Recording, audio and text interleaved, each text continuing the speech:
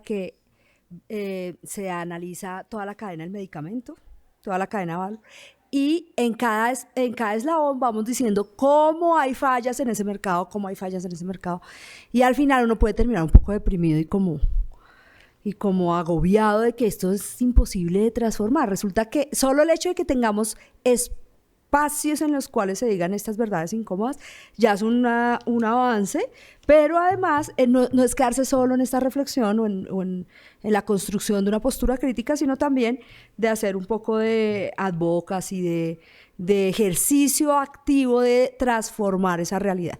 Y pienso que es inspirador, resulta muy inspirador tanto la posibilidad de que se tome una decisión de hacer transparencia en los pagos, como aquella de hacer una declaración pública de no recibir ningún tipo de pago para garantizar que la práctica esté centrada en el interés del bienestar del paciente.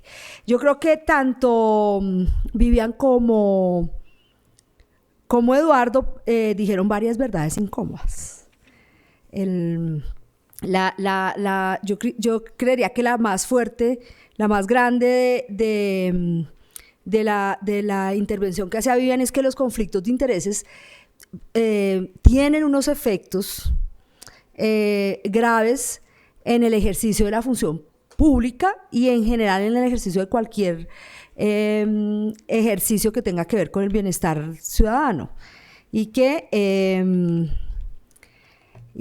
pues puede transformar para mal la sociedad y poner en riesgo toda una comunidad. La reflexión sobre la Fiscalía General es un problema ciudadano gigante que tenemos que enfrentar. Y no es menor tampoco los conflictos de intereses que se dan en este medio en el que nosotros movemos. Y yo diría que la verdad incómoda que mencionó Eduardo me gusta mucho, pues se dice mucho, que tal vez está disponible en muchos lados, pero la forma como lo presento es interesante, y es esta ilusión de invulnerabilidad del médico frente al marketing. Creo que pues todos los seres humanos somos vulnerables a los elogios, a los regalos, a los aplausos, y ponerse en una distancia sobre esa ilusión de invulnerabilidad también implica una reflexión profunda, digamos casi que cotidiana. No, yo diría que en cada acto médico, cada vez que me voy a sentar a prescribir, debería hacer una reflexión acerca de qué tan invulnerable soy a esa presión.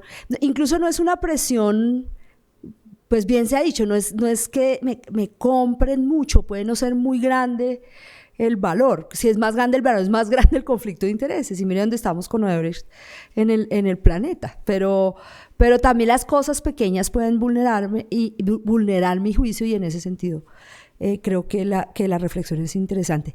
No sé si hay alguien más, si hay alguien más que quisiera hacer alguna reflexión adicional, o alguien que tenga una pregunta para cualquiera de los dos expositores. ¿Alguien? Aquí. Y aquí por acá no hay nadie, no hay preguntas. ¿Quieres tener alguna pregunta? ¿Aló? Ya, sí. Bueno, un comentario que yo quería hacer, bueno, ahora que yo estoy, pues que soy profesional química farmacéutica recién egresada, y en mi práctica profesional, una de las cosas que me ha parecido muy curiosa y que me he encontrado asistiendo a eventos académicos y demás en universidades, patrocinados entre otras por la industria, uno de los temas que considero que es un poco bizarro es el tema del networking. O sea, uno sale y uno es profesional y uno pues quiere conocer a otros profesionales de áreas parecidas, de áreas similares y demás, y se mete en estos eventos que se supone que son académicos e independientes, pero que también están, o sea, la industria también está, sí, permeada y adueñándose del networking. Entonces, ya uno no conoce a otros profesionales sino es a través de la industria. Entonces ya uno ejerciendo también se ve con esos, pues como con ese asunto de que, bueno, si tú no vas a los eventos, si no vas a los congresos. En el caso de los médicos, o sea, lo veo mucho en el caso de los médicos, que ellos están ahí, ellos, todos creen que no, como decía él, que no sucumben a la industria. Todo ello es que a mí no me pagaron por estar acá, o lo que me pagan aquí es muy poquito para lo que vale mi hora de trabajo, por ejemplo, pero están ahí y están repitiendo y repitiendo y repitiendo cosas de novedades terapéuticas y están permeados por todo eso. Entonces, ¿qué se hace desde lo público para que podamos los profesionales reunirnos en ambientes académicos independientes? Entonces, sí, ¿qué se está haciendo desde lo público? ¿Cuáles son los eventos públicos a los que nosotros podemos asistir y podemos estar? Y que la industria quede de lado y que sea independiente.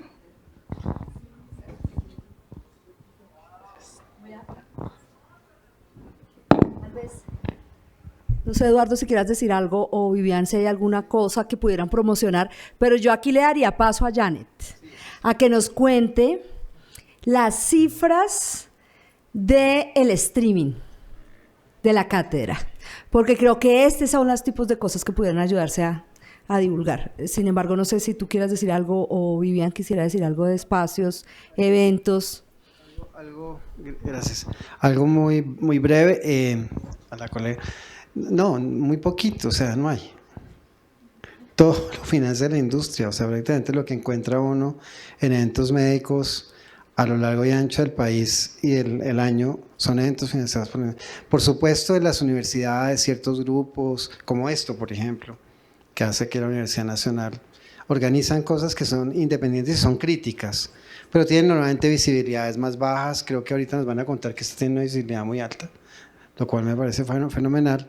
Y entonces eso significa que nosotros tenemos que responsabilizarnos de construir esos espacios en los cuales circule un tipo de comunicaciones más críticas, mucho más sensatas, con mejores criterios de arbitraje de lo que proponen, digamos, las corrientes hegemónicas de comunicación e información médica, digamos, desplegadas desde la industria.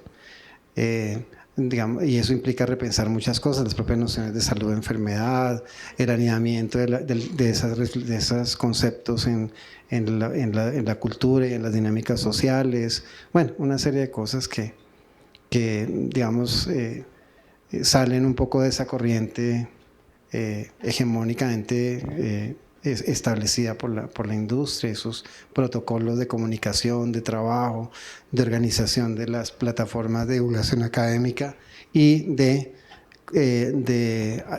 construcción de redes colaborativas que, como tú mismas contaste, pues están también capturadas.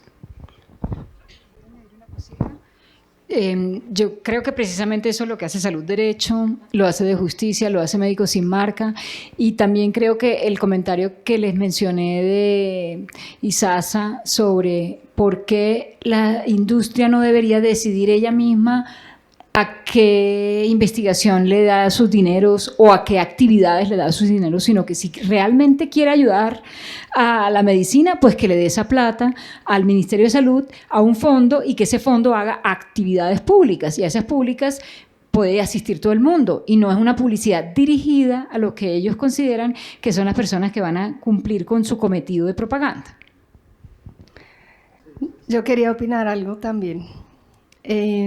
Yo soy química farmacéutica, mi nombre es Lucía Ayala, soy la directora de dispositivos médicos del INVIMA en este momento, pero desde que era estudiante yo participé en el Colegio Nacional de Químicos Farmacéuticos, y el Colegio Nacional lo principal que se dedica es a la educación continuada, y nunca, en 30 años que yo estuve ahí, recibimos un patrocinio de la industria farmacéutica. O sea, nunca ningún curso fue patrocinado. O sea, no recibimos ningún curso gratis, ni con pendón, ni nada de eso, sino nosotros buscábamos los profesores para los diferentes temas y hacíamos 30 conferencias gratis en el año, o 20, o 10, y hacíamos algunos cursos pagos. Y en todos los cursos pagos, te lo digo por experiencia porque me encanta aprender, yo asistía y ahí conocía a la gente. Pero el networking no necesariamente es la gente que trabaja en la industria, porque hay un montón de campos de ejercicio profesional. Está medicina legal, está toxicología, está Coldeportes, está el INVIMA, está el Ministerio de Salud, está etcétera, etcétera, etcétera. Sí, hay muchos. Entonces, o sea, una parte de las personas que se gradúan trabajan en la industria, y también trabajar en la industria es legítimo, ¿no? En producción, en calidad, en regulatorios, lo que sea, porque tú en todo sitio aprendes un montón de cosas. pero sí hay un montón de espacios donde tú aprendas. La autoridad sanitaria, nosotros tenemos un aula virtual con 11 cursos gratis en inglés y español en dispositivos médicos, en registros, en gestión de riesgos, en un montón de cosas. En el Ministerio de Salud también, que trabajé con Caro, dictamos un montón de conferencias, un montón de cursos. Entonces, opción de capacitación e instrucción independiente sí hay, y de networking también independiente de la industria sí hay. ¿Alguien más? Aquí hay una pregunta. Gracias. Yo tenía dos preguntas en particular para tanto para Eduardo. Y tiene que ver un poco con la formación, sobre todo de las nuevas generaciones, ¿cierto? Porque, digamos, muchas universidades nos esforzamos un montón porque en las cátedras de pregrado se incluyan, digamos, este tipo de temas, no solamente en las facultades de medicina, sino también en otras facultades. Y entonces, por ejemplo, en el caso de los médicos, vienen con toda una formación muy interesante, un trabajo en conciencia académico muy interesante, y luego llegan, por ejemplo, pensemos en el internado, pensemos en las rotaciones, y ahí viene el choque con lo que podríamos llamar el currículo oculto, ¿no? Entonces, ¿cómo hacer ahí? Es decir, ¿cómo tener herramientas también con los estudiantes para que puedan afrontar ese currículo oculto con el que se van a encontrar más adelante? Y mi otra pregunta también para Carolina era un poco cómo hacemos, digamos, porque claro, una de las grandes preguntas es como no tenemos legislación fuerte para manejar muchos de los conflictos de interés, pero la pregunta es que necesitamos de todas maneras legislación, es decir, no somos capaces como sociedad de poner esto desde el punto de vista de estas pautas éticas, de principios éticos que generen realmente, que tenga una incidencia real, es decir, que allí podamos hacer algo. Y lo último era un poco como a manera de comentario también, y era cómo debemos extender también este tema del conflicto de interés a otras áreas y a otras formas del ejercicio. Y pienso yo en la investigación que hacemos en las universidades. No estamos ajenos a los conflictos de interés. No es solamente que no existan, existen, pero también es declararlos, y la pregunta también es cómo manejarlos a pesar de que existen. Entonces creo que ahí nos falta un montón de conciencia, ¿no? Solo para poner un ejemplo, y con esto cierro, recordemos el documento a propósito cuando el tema del glifosato, el documento que aclararon que no era una investigación, sino un documento de la Sergio Arboleda, ¿no? Y claro, lo primero que uno dice como, oye, pero ¿cómo no eres capaz de decir quién es tu patrocinador para poder llegar a ese documento? Y nos pasa en las universidades, no pensemos solamente con cierta industria, sino incluso con las entidades públicas.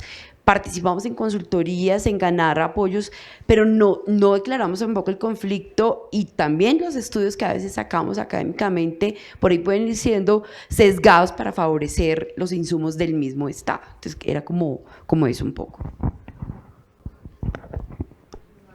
Eduardo, ¿quieres arrancar tú?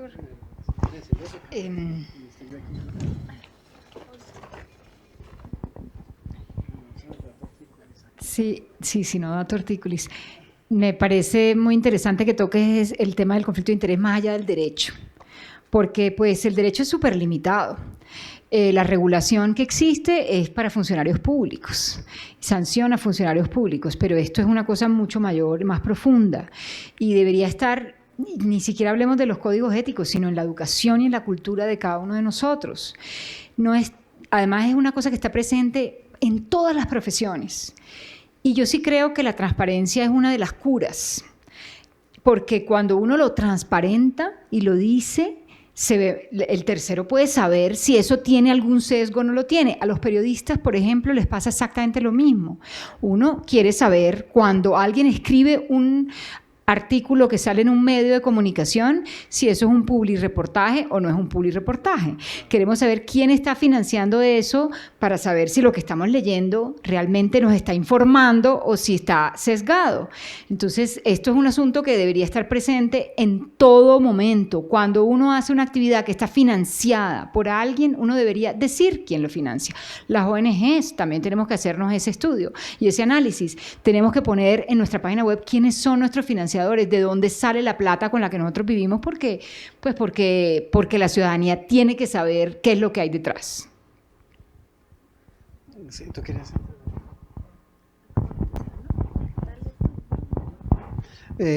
Sí, no, en relación con el currículum oculto que mencionabas, pues evidentemente los médicos constituyen o construyen sus identidades profesionales en entornos en los que sus modelos, digamos, sus role models, como se dice en la literatura gringa, sus modelos de profesionales están comprometidos muchas veces de manera además naturalizada con una serie de prácticas que están en conflicto de interés, digamos, que hacen que estén expuestos a los efectos del marketing de la industria.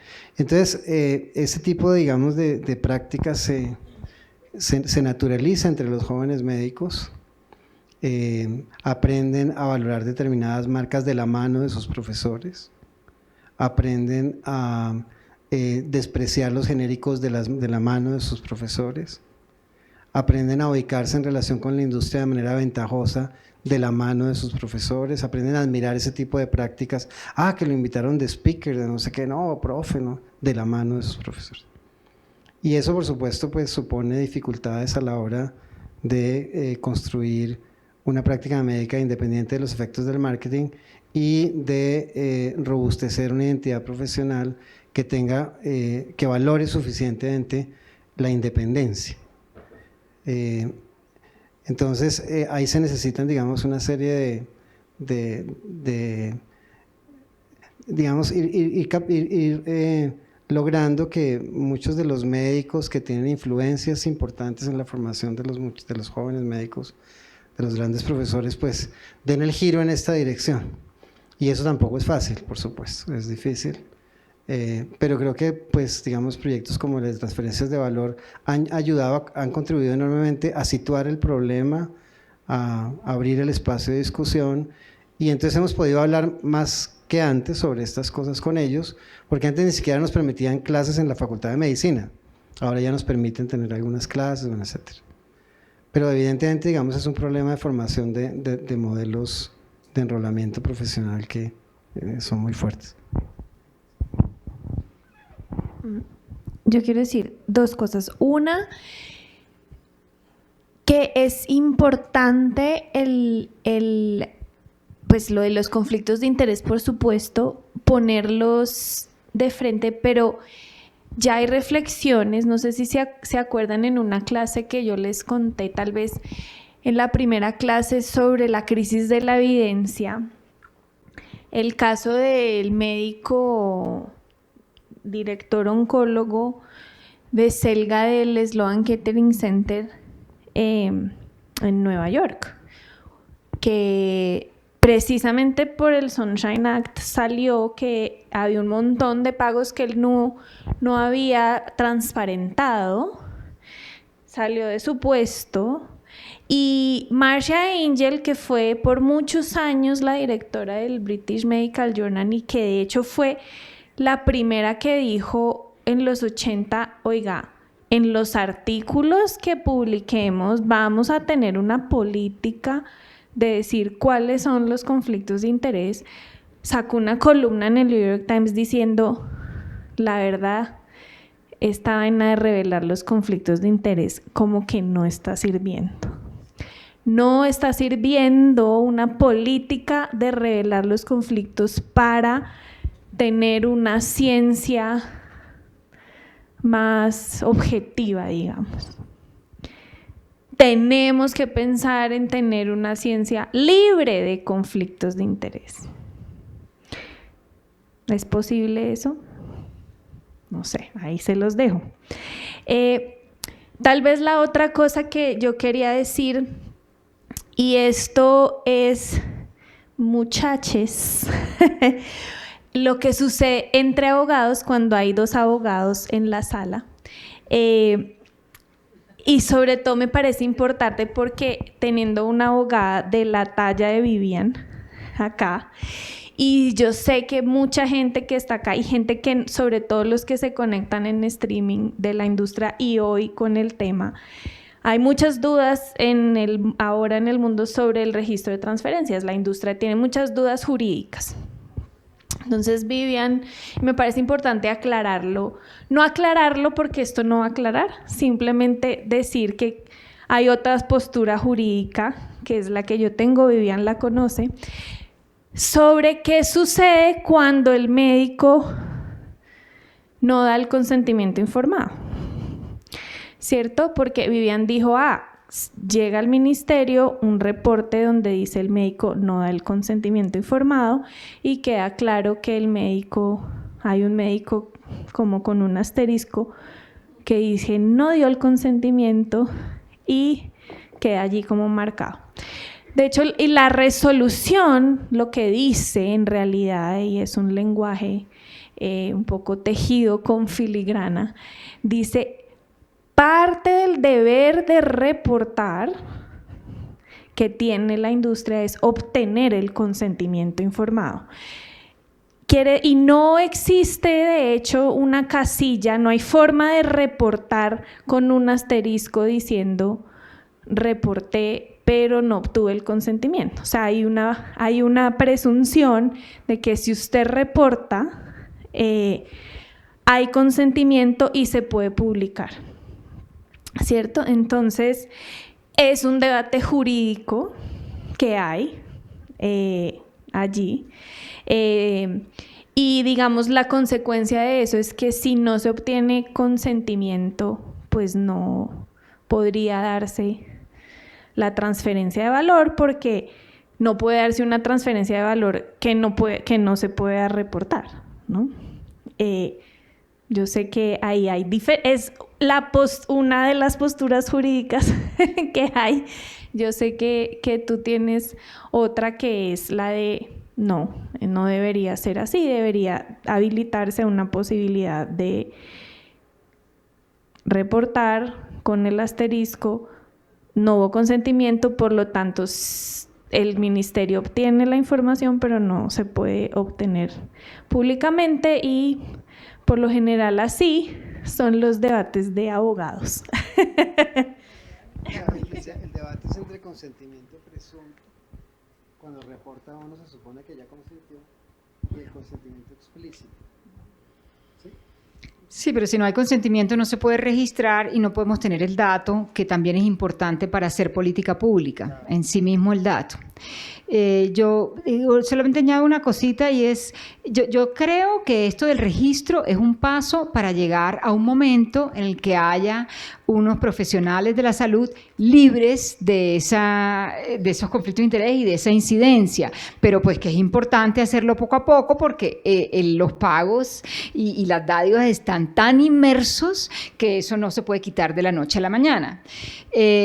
El estudio ese que les mencioné de David Henry de Canadá, que es del 2010, concluye que precisamente porque hay demasiadas asociaciones entre la exposición de la información y la baja prescripción médica, el bajo nivel, el alto costo y la gran cantidad de prescripción, propone como solución el principio de precaución, que es el mismo principio que se aplica en el glifosato y que también hemos propuesto para la tecnología que afecta el derecho a la intimidad. Si no tenemos la información todavía concluyente, pero sabemos que hay muchos estudios asociados a unos efectos negativos, por ahora evitemos la exposición a esa información. Entonces, esa va en beneficio del enfermo y de la ciudadanía en general.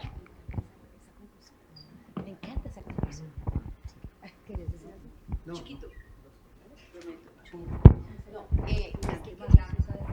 Quería contarles por lo menos un caso muy bonito en el Hospital San José, donde se sabe que en el Hospital San José Infantil, donde se sabe también pues del lobby de la industria de las leches, de las fórmulas, ¿no? Para menores.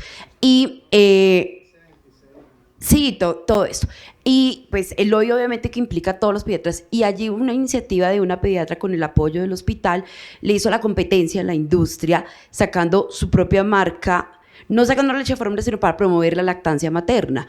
Y su promoción es, digámoslo así, entre comillas, la leche se llama Mima, pero en realidad lo que hace Mima es dar cuenta de todos los beneficios de la lactancia materna. Entonces le sacan todo el kit comercial de competencia con las demás leches, y pues lo que hace es promocionar simplemente la lactancia materna. Entonces, y fue una forma también de zafarse de contado por el conflicto de interés con este lobby pues exagerado que siempre hacen en la industria. La encuentran como doctora.ami. En Colombia en una época hicimos eso, yo estaba estudiando hace algunos años, pocos años, y hacíamos una cosa que se llamaba la contravisita médica. Y entonces íbamos, como nos entrenaban como visitadores médicos, pero para promocionar el uso de medicamentos esenciales, la prescripción por nombre genérico en denominación común internacional y el uso de una cosa que en ese momento se llamaba farmaprecios, que era consultar a los médicos, enseñarles a consultar el precio por principio activo y no por marca, para que eligieran el medicamento menos costoso genérico. Deberíamos hacerlo, muchachos. ¿Alguien más quiere intervenir, muchachos? Muchaches.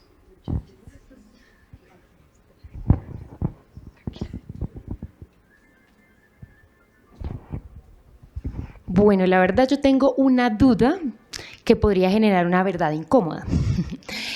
Por ejemplo, a mí me gustaría ser parte de Médicos Sin Marca, pero yo soy enfermera. Y los enfermeros hacemos parte del eslabón de la cadena de medicamentos, y no solo de medicamentos, sino de insumos. Y lo que la industria en este sentido, las cátedras, las fuerzas contra todo, que gira en torno a esto, siempre se habla de los médicos e ignoran la fuerza de trabajo tan inmensa que somos los profesionales de enfermería y los auxiliares de enfermería, por supuesto. Ahora bien, yo me hice esa pregunta y después dije, pero bueno, en este país nosotros no prescribimos, pero si usamos muchos insumos médicos, apósitos, no sé, biotecnológicos que te pueden curar el pie diabético, bueno, muchos de esos insumos, que por supuesto no estrictamente pueden estar prescritos por un médico, y ese lobby chiquito también existe.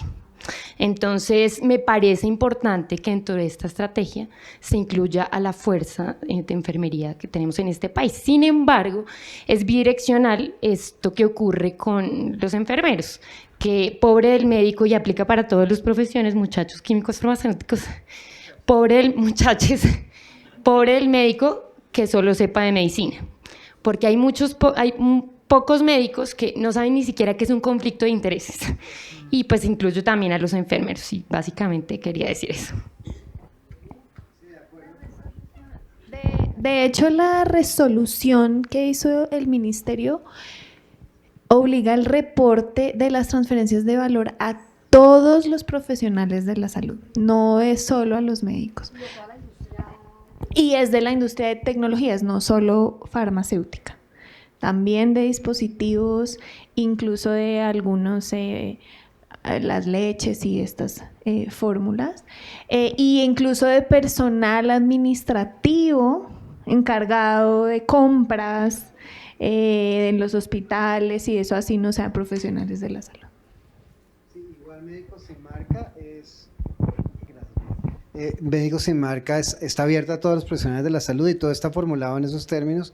Y de hecho, cuando estábamos armando la cosa, tuvimos una discusión sobre, bueno, esto como médico, todo médico, pero claro, los médicos, como tú bien indicaste, pues son los prescriptores principales.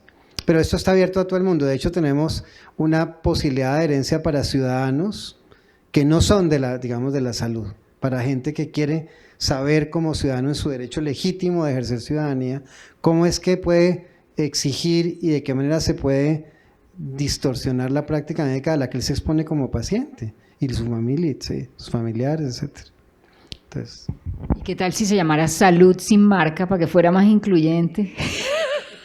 bueno, la salud siempre es sin marca, sí. La industria está interesada en la enfermedad con marca. Está buena la idea, porque en algún momento En algún momento alguien dijo farmacéuticos sin marca y armar varios capítulos, pero salud sin marca está buena la idea, a leerlo. Y me encantó también la idea de, o por lo menos la verdad incómoda, de que al micro regalo también se opone un micro lobby. O sea, tenemos los micro regalos que tienen efecto, pero también tenemos un micro lobby sobre los profesionales que no prescriben, que tiene efecto. Muy bien, ¿algo más, chicos? Entonces vamos a dar paso al cierre de la cátedra, a la clausura de la cátedra. Voy a dejar esto acá. Un aplauso para Viviana y Eduardo, por favor, por supuesto. Muchas gracias.